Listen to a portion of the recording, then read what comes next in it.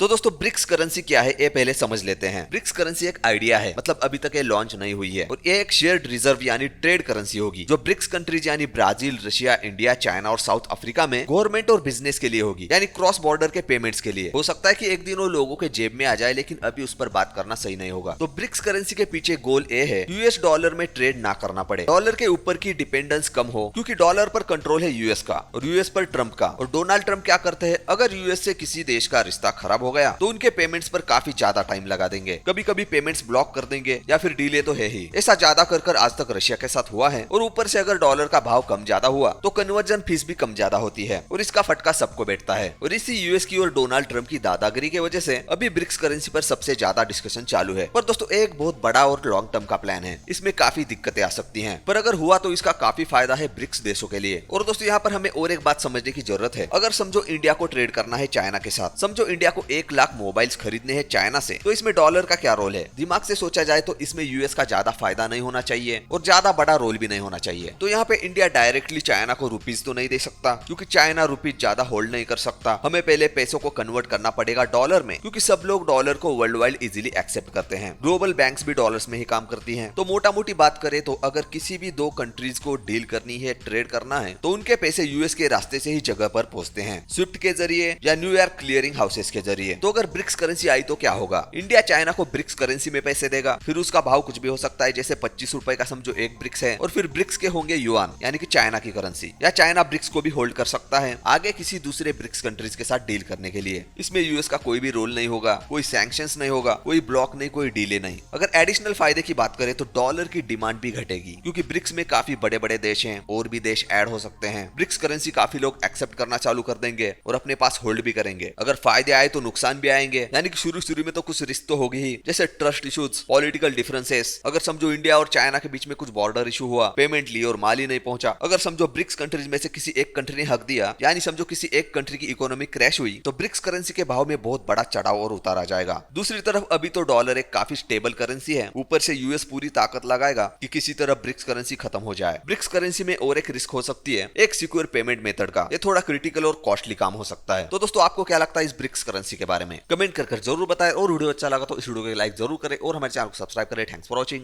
Bye bye.